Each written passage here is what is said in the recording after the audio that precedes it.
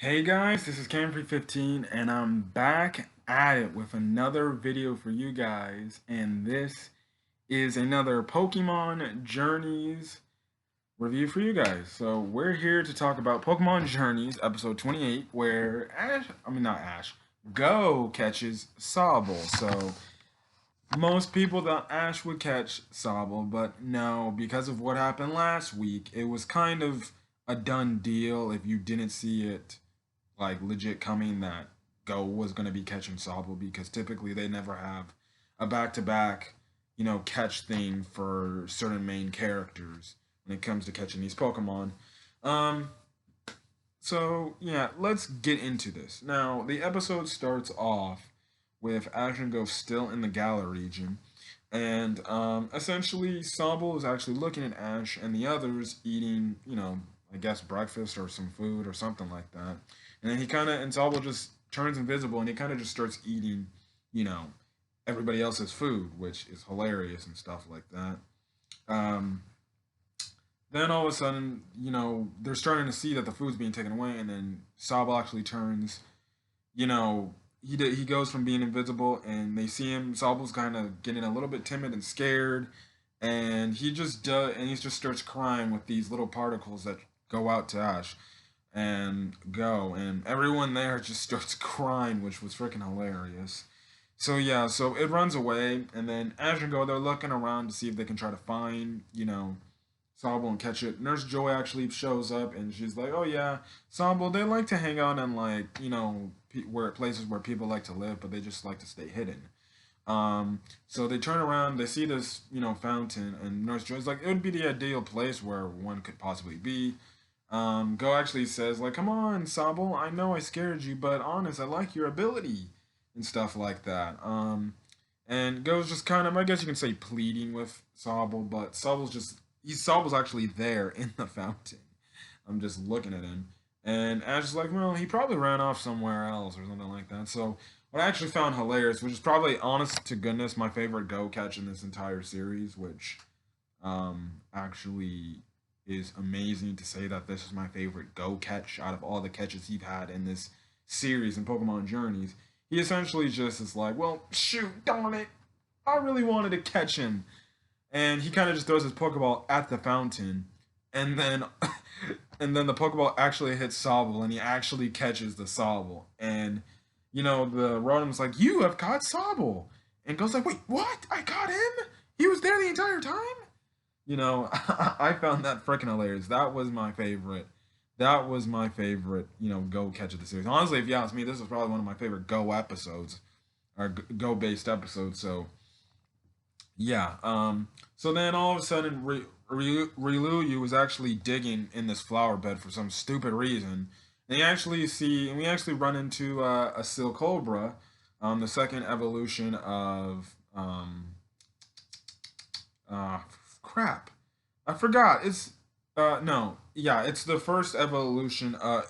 It's actually the first stage evolution of Sandaconda. But so Cobra shows up. Go wants to catch it. So he does the typical Pokeball or Monster Ball, go. That fails because Jesus, thank goodness, freaking developers finally made it to where Pokemon just hit his Pokeball away, and they're like, "Oh no, you need to fight." So then Go's like, "Whoa, whoa, I have Sobble. That means Cobra is a ground type, and my Sobble's a water type." So he throws out Sobble, even though Sobble looks very afraid to fight, and Sobble turns invisible, and Sobble start using moves after Go commands him to use it, but eventually the Silcobra kind of catches on. I'm guessing the Silcobra uses Sand Attack and puts sand all over Sobble's invisible bodies, and then because of it, it helps Silcobra win the battle. So obviously Go still sucks at Pokemon battles. Um, Now Sobble starts to cry again, and it makes the Silcobra kind of run off, as well as makes Ash and the others start crying. And then we actually get a funny, interesting, I guess, factoid from the Rotom is, oh yeah, Sobble's crying is based off this chemical, like I guess chemical reaction, like as if there was like 100 onions in the area and you were smelling it, and it's a funny thing. It's a funny little line, although I don't think onions in real life can make you cry, but it's, I think, a comedic, cartoon joke. But every time Sobble cries, it's based. Everybody starts crying because it's like, I guess, the smell of onions or something like that. You know, and things. Now, Go tries to make Sobble return, but Sobble, I guess, ran out of the return, radius, the Pokeball return radius, and he just runs off invisible. And then, Ash and Go kind of track him down and stuff like that. I mean, actually, even before, I believe they were before they caught Sobble. Team Rocket makes an appearance early in the episode, and they're talking about how they missed their chance to catch Pikachu because the wind did it. They're flying down after seeing Pikachu and Ash. They try to get it, and then the wind current just takes them away. They later freaking come back later into the episode, and are actually they come back later into the episode, and James and Jesse actually run into a Morpeko, and the Morpeko's just kind of eating the rest of the food they have left after they crashed. But then Jesse kind of gets a little pissed off, and she throws, like, I guess you can say, this can. It hits Sobble and knocks him out. So then all of a sudden, Jesse and James sees that, and they're like, I think we know a good way to get Pikachu now. So then it goes back to Go and it goes back to Go and Sobble, actually, because earlier Go actually ran into Sobble, but Sobble actually went down into this, like, I guess, lake river where this canal was taking, where he just swims and runs away. And Go starts to feel like he's just a bad trainer and all general, but Ash kind of composes him and is like, yo, listen, you just first caught this Pokemon. Listen, things aren't gonna be, 100% your buddy the moment, you catch him. You're gonna need to build some trust, but things will get better as time passes on. And it's Ash teaching Go, essentially, like, look, just because you catch a new Pokemon and they're not, working with you, listen, it's gonna be fine. They'll grow to adjust to you later on and stuff like that. So then all of a sudden, Team Rocket comes out of nowhere. They kind of, tell Ash and Go, like, yo, we got Sobble, and, you want Sobble back? Trade us Pikachu for it. And I'm like, what? I'm like, how? I'm like, okay, first things first. Team Rocket, this apparent plan they came up with was so smart, and they needed to talk over. Is like, yeah. And the crazy thing, I was watching this episode, I was like, I have a feeling like it's gonna be a thing. Like, how about you trade us Pikachu for Sobble? And it's like, um, what world would Ash just trade Pikachu for Sobble? Like, that makes no sense. I'm like, you really had to huddle up just to talk about that? I'm like, again, Team Rocket at its finest doing comedic stuff. They later decline, or Ash is like, I'm not letting you get Pikachu regardless. And I'm like, well, fine, then we'll just have to take him by force, which I don't know why you didn't do in the first time, but okay. If you think bribing's gonna work, Ash ain't gonna sell it as Pikachu for nothing, You should have, if anything, you should have made a better bargain, honestly. Like, Jesus. Um, you know, that's what I'm saying. You know, anyways, they called down the little Pokemon roulette thing, and they both throw out Magnezone and Armaldo. And essentially, they kind of get the upper hand of Ash and Go Pikachu, Ash and Go by Magnezone using, I forgot, I think like a Supersonic or essentially like that. And in the meantime, Sobble sees what's happening and he's getting a little bit scared. Obviously, the same plot like any other Pokemon that's been captured by Team Rocket who needs to be saved, or and stuff like that. He's looking, and the thing is earlier because he actually Sobble actually made Team Rocket cry. Team Rocket actually calls Sobble weak because he's just a crybaby essentially. Then Go mid way through the sound do the Supersonic is like Sobble isn't weak. He is strong. He may be timid, but he's not weak. And this kind of makes Sobble kind of realize that Go is a good person. He like literally breaks out of the cage like if he was freaking, you know, uh, um, like if he was the Hulk or something like that. He just opens the bars, and it's what I found funny is like, Jesse and James are like, Sobble got out. And then Jesse's like, knew. I told you we should have not used the freaking. Or no, it was James who said, I should have told you we should have not used the cheap cages. But Jesse's like, well, we had no money left, so we needed to go the cheap route. So I find that funny.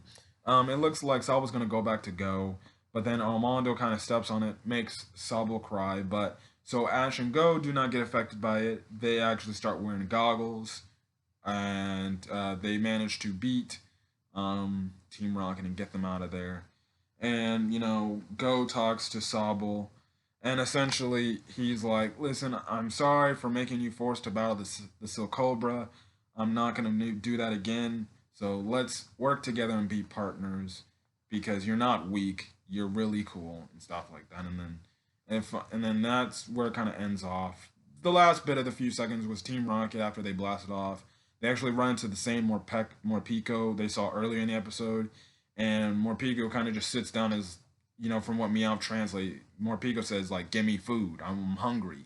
But then Jesse's like, we don't got no food for you, buddy, and you ain't getting no food from us. And then Morpeko transforms into its other, side and just does some, I'm guessing, rollout on them and just makes them blast off again. And then that's when the episode ends off. So next week, it seems like we're gonna get another Kohaku focused episode, which, thank you. I've actually been clamoring to get more Kohaku. I want to see more Kohaku because she's just a character that's just there. If anything, she's just a side character, which is annoying as heck. But we're gonna get a Kohaku focused episode where this P-Dove apparently is going to, I guess, start to live in her household, and Yamper starts to get jealous of him because the P-Dove is seemingly hanging out a lot with Kohaku, and Yamper is getting jealous because we all know Yamper is very much attached to Kohaku. But my thoughts on this episode: the episode was actually pretty good. Now we get a little bit of development for Go in terms of how he needs to, I guess, understand his Pokemon better and how he treats them in certain situations and stuff like that. So he is growing slightly a bit, but the episode was good. It was pretty. Like I said, it was a good episode. It was kind of just it wasn't as important as last week. It was just Go catches the Pokemon. And like I said, I did like the way Go caught Sobble. It's just he just throws his Pokeball in frustration because he's like, "Darn it, I thought we had him," and stuff like that. So yeah, other than that, that was really it for this episode. The episode, like I said, was good. The comedy was fine for what it was, and things like that.